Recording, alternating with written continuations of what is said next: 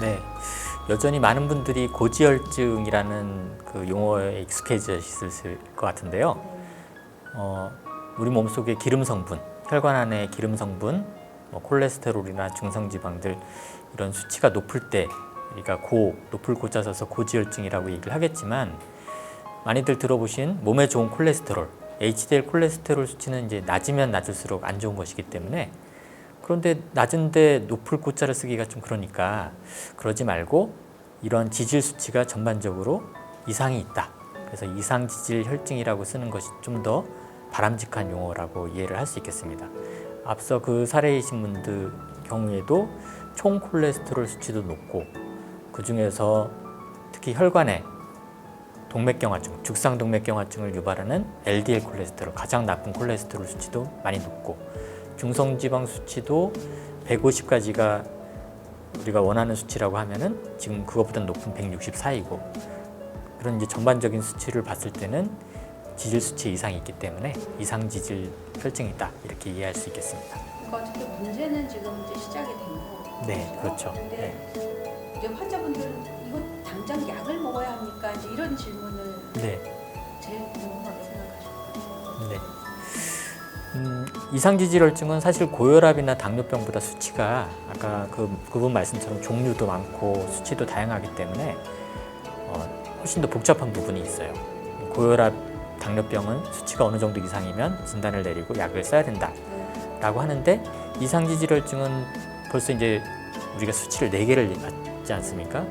그리고 최소한 이제 3가지 이상을 보게 되는데, 그 수치에 따라서 또한 어떤 콜레스테롤 또는 지질 수치가 이상이 있는지, 또 수치가 이상이 있다고 하더라도 이 사람이 어떤 병을 갖고 있는지, 다른 병, 고혈압이나 당뇨병이나 심근경색증이냐 이걸 갖고 있느냐에 따라서 약을 꼭 바로 시작을 하셔야 되고 계속 드셔야 되는 분이 있는 반면에, 우리가 생활습관이라든지 이렇게 노력을 해서 조절할 수 있는 분도 있거든요. 예를 들어 이분 같은 경우는 LDL 콜레스테롤 수치가 190이 넘는데, 우리가 보통 130 넘어가면 높다, 160 넘어가면 약을 써야 된다, 이렇게 얘기를 할 때 보면은 190 수치라는 건 아주 높을 거거든요. 그렇죠. 네. LDL 분은 특히 네, 194 정도로 아까 기억을 하는데요. 그런 경우는 이제 약을 쓰셔야 되고요. 만약에 120 근처일 경우에는 뭐 보통 약을 안 쓰지만, 만약에 이분이 당뇨병을 갖고 있다, 그러면은 100이 넘어가도 높은 거거든요. 그분한테는 혈관의 건강을 위해서는. 그렇기 때문에 당뇨병이 있으신 분이 120이다, 그럴 때는 그분도 약을 써야 되고요. 근데 당뇨병이 없고 다른 병, 혈관과 관련된 나쁜 위험 요인이 없는데 120이다, 또 그분은 약을 안 써도 되고, 상황에 따라서 달라집니다. 크게 갖고 있는 네. 약을 쓰셔야 돼요. 네. 사실은 이제 혈관에 이제 지방 지질이 많다라고 하는 건데, 이분은 고기를 싫어하십니다. 그러면서 왜 고기를 잘 안 먹는데도 이런 식으로 이상 지질 혈증이 혈중에 콜레스테롤이나 LDL 콜레스테롤이 높아지는지 먹는 거는 네, 그 혈관 안에 떠돌아다니는 게 지질 관련된 수치에 영향을 주는 것에 음식도 중요한 역할을 하지만, 실제로 우리 몸에서 특히 몸에 나쁜 LDL 콜레스테롤이 많이 만들어진다든지 하는 그 영향을 주는 것에 3분의 2에서 4분의 3, 그러니까 상당 부분은 우리 몸에서 만들어지는 것이에요. 나머지 3분의 1에서 4분의 1 정도에 해당되는 정도가 음식을 어떻게 섭취하느냐에 따라 달라지기 때문에, 쉽게 얘기해서 이제 체질, 우리 몸에서 간에서 얼마나 많이 콜레스테롤을 만들어내느냐에 따라 그 사람이 갖고 있는 유전적인 요인이라든지 그런 체질에 의해서 결정되기 때문에, 심지어 고기는 거의 안 드시고 나물과 밥 위주로 식사하시는 할머니도 콜레스테롤 수치가 많이 높을 수 있거든요. 그런 것을 생각한다 그러면 이분은 운동도 열심히 하고, 그렇다고 하더라도 LDL 콜레스테롤 수치가 높은 걸로 봐서는 아무래도 간에서 많이 만들어내는 그런 체질인 것으로 볼 수 있습니다. 일단 약을 먹으면 식사는 평상시에 하던 그대로 하게 되는 건가요? 그렇다고 하더라도 나머지 한 30-40% 정도는 식사와 요인이 있기 때문에 그것도 같이 조절하면서 약을 드시는 것이 좋겠죠. 이분은 뭐 그렇게 기름기를 많이 드시는 분은 아닌 것 같아요. 그런데도 불구하고 LDL이 그렇게 높다는 네. 약을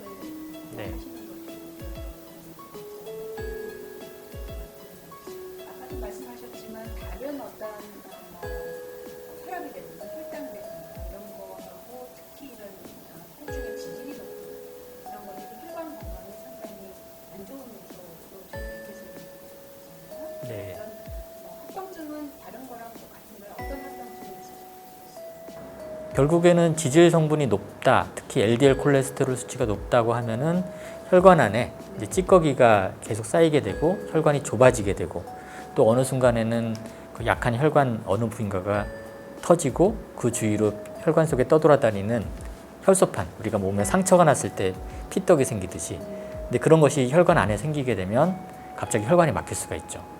또 그 혈관이 하필이면 이 뇌혈관이나 심장혈관이게 되면 대형 사고가 벌어지게 되니까, 그런 면에서 이 지질이 높을 때, 그 몸에 나쁜 지질 수치가 높을 때 결국에는 혈관에 영향을 주고 그것이 합병증으로 이어질 수 있다.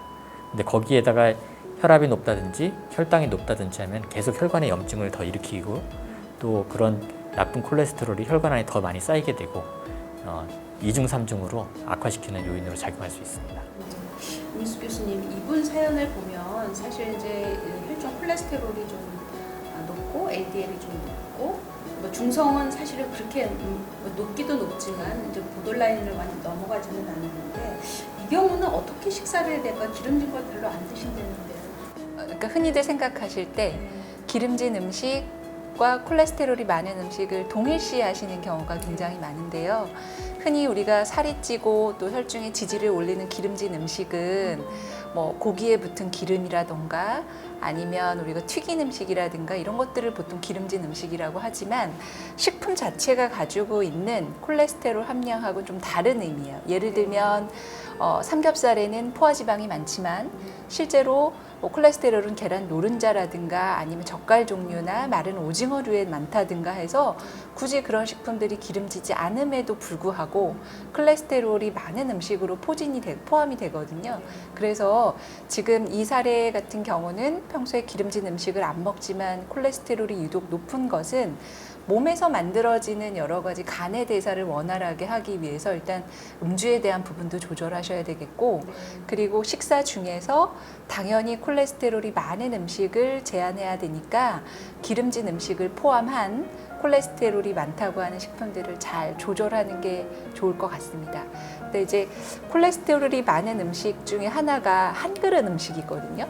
그러니까 성인들이 즐겨 하시는 순댓국, 선지 해장국, 이런 한 그릇 음식들이 보통 그 한 그릇 음식을 먹는 것만으로도 하루에 먹어야 되는 콜레스테롤 300mg 이상을 초과하는 경우가 많기 때문에 그런 한 그릇 음식도 좀 주의하고, 또 유독 많다고 하는 아까 말씀드린 젓갈이나 또는 하루 먹어야 되는 계란 안에서 노른자를 제외하고 흰자 위주로 먹는다든가 이렇게 몇 가지 식품에 대한 선택과 양을 조절해야 된다고 볼 수 있을 것 같아요. 그러니까 지방을 완전히 이렇게 배제하는 건 아니지만 네.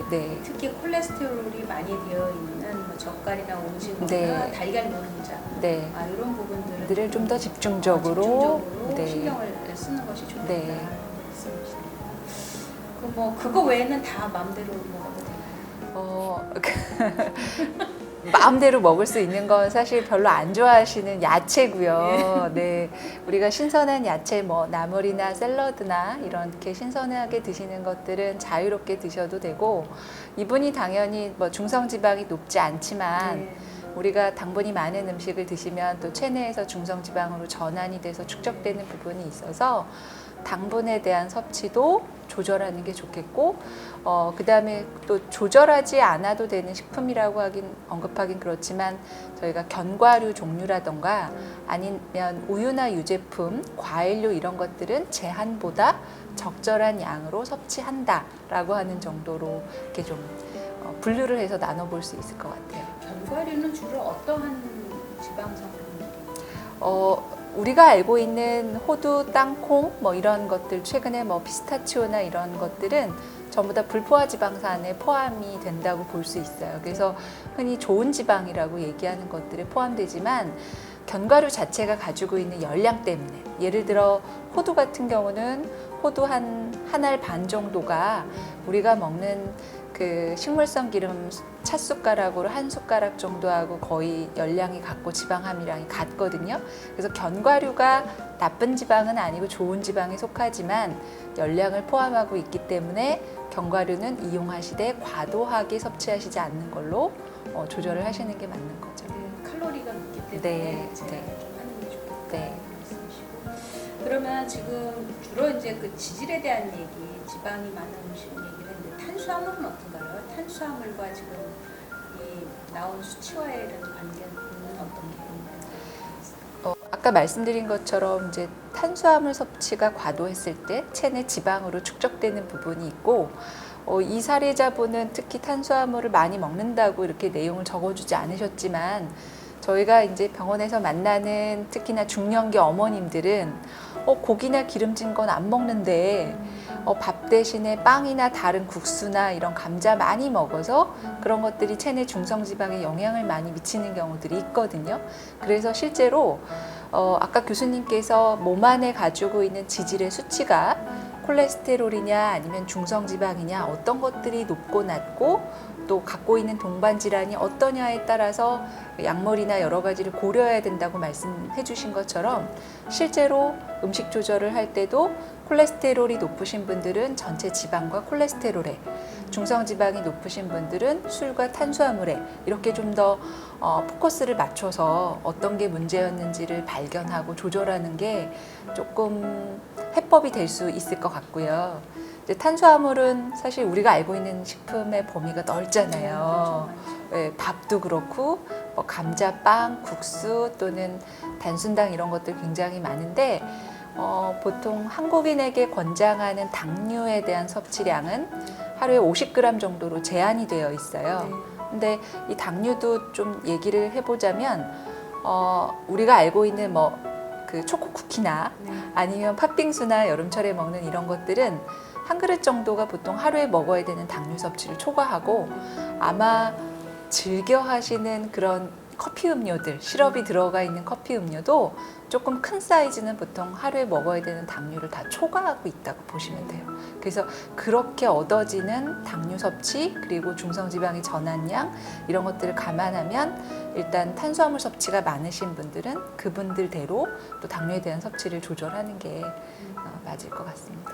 그러니까 우리 이상지질 혈증이라고 해서 이제 사연 하신 분 내신 분도 지금 4가지의 수치를 가져왔는데 그 중에서 3개 콜레스테롤이 붙은 그 3개는 이제 콜레스테롤이 많은 그러한 음식 조절이 좀 필요한 부분이고 나머지 중성지방은 주로 이제 탄수화물을 너무 많이 먹어서 이제 축적된 중성지방으로 축적된 부분이라서 사실 이제 지질이라고는 하지만 우리의 식습관에서는 탄수화물 섭취 그다음 콜레스테롤이나 이런 이제 지방 섭취하고 2개가 다 연관되어 있다는 말씀이시죠? 도움이 많이 됐습니다.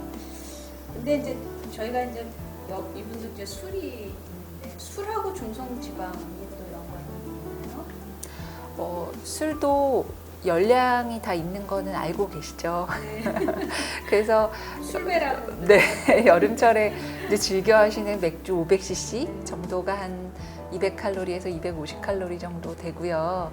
또 당연히 알코올 같은 경우는 이제 간에서 해독하는 여러 가지 역할들이 있는데 이것들이 또 체내에서 지방으로 축적되고 간의 지방 대사나 이런 것들을 방해하는 요인이 되기 때문에 이분 같은 경우에도 음주에 대한 부분들을 반드시 병행해서 조절을 해야 될 것 같습니다. 어쩌면 여러 가지 문제가 갖고 있는 요인들을 가지고 병원에 가서 상담을 하시면 아마 의사 선생님들께서 그 기름진 음식을 첫 번째 물어보실 거고 두 번째가 특히나 중년 남성분들이라면 술에 대한 부분을 반드시 언급하실 거거든요. 그래서 음주에 대한 부분들도 일단은 줄여보시는 것만으로도 여러 가지 수치를 확실하게 개선하실 수 있을 거예요. 선생님, 이거가 약으로 조절이 잘 되는 질환이죠, 그렇죠? 네. 예. 콜레스테롤 또는 지질 수치가 어느 것이 이상이냐에 따라서 이제 약의 종류를 달리하긴 하지만 보통 이제 LDL 콜레스테롤을 많이 낮춰야 될 때 쓰는 약들이 상당 부분 지금 검사하신 수치보다는 절반 이상 떨어뜨릴 수 있는 약들도 있고 유전적으로 아주 높으신 분들이 있습니다. 심지어 LDL 콜레스테롤 그 자체만으로도 300이 넘는 아주 위험한 그런 분들도 요즘에는 아주 많이 떨어뜨릴 수 있는 주사까지도 나와 있거든요. 네, 그런 것들을 활용하면 얼마든지 떨어뜨릴 수 있다. 다만 고혈압이나 당뇨병에 비해서는 이 LDL 콜레스테롤이라는 수치가 운동만으로는 잘 안 떨어져요. 네, 고혈압, 당뇨병은 유산소 운동을 꾸준히 하게 되면 혈압도 좋아지고 혈당도 식후 혈당도 많이 낮아지고 할 수 있지만 LDL 콜레스테롤 떨어뜨리는 데는 한계가 있거든요. 반면에 중성 지방은 낮출 수 있고 그렇기 때문에 간혹 30, 40대 분들 중에 내가 한번 운동으로 어떻게 해보겠습니다. 약을 안 먹고 좀 해볼게요 라고 하는 분들이 번번이 실패하는 이유가 운동으로는 LDL 콜레스테롤은 낮추기 어렵다는 게 이미 잘 나와 있거든요. 따라서 선생님이 꼭 약을 드셔야겠다라고 얘기를 하면 그 지시에 따르시는 것이 좋겠습니다.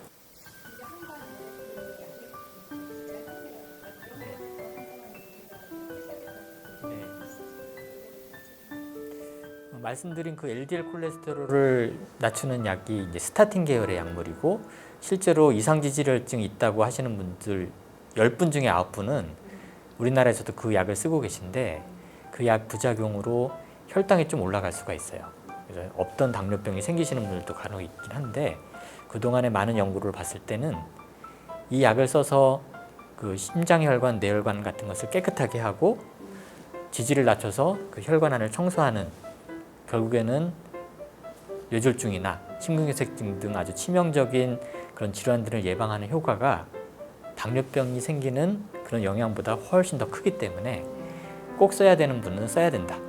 특히 당뇨병이 이미 있으신 분들은 어차피 혈당 조절은 다른 것으로 하고 있기 때문에 이것 때문에 내가 없던 당뇨병이 생기면 어떡하지? 이런 우려 때문에 약을 주저하시면 안 된다는 거고요. 마찬가지로 이 약을 쓴다고 해서 모두 다 당뇨병이 생기느냐 그건 아니거든요. 그 같은 약을 쓰더라도 혈당이 당뇨병 전 단계에 있거나 비만이 있거나 쉽게 얘기해서 대사증후군 그 근처에 있으신 분들이 당뇨병이 생길 확률은 좀 더 높다 이렇게 이해할 수 있겠습니다.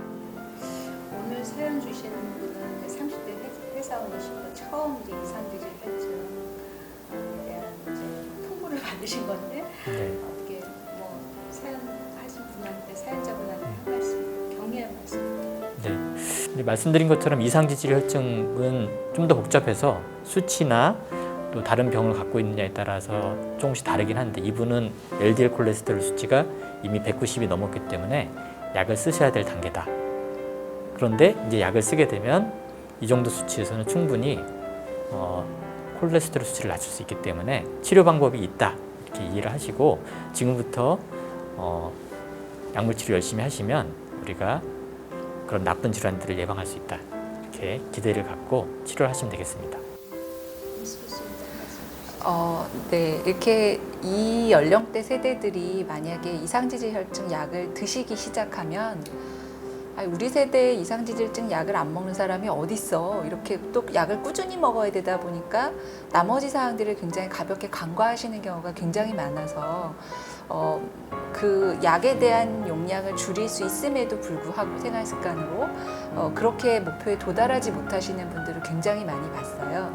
그리고 교수님 말씀하신 것처럼 이제 지질의 종류에 따라서 음식을 조절하는 방법이 달리 있는 다소 복합적인 질환이라고 이해하시고 이제 음식을 조절하실 때는 반드시 전문가의 초기에 그런 상담을 받고 음식 조절하시고 체중 조절하시고 그리고 콜레스테롤이 많은 음식 또 음주에 대한 조절을 열심히 하셔서 잘 유지하시기를 응원드립니다. 말씀 정말 유익하고 감사합니다.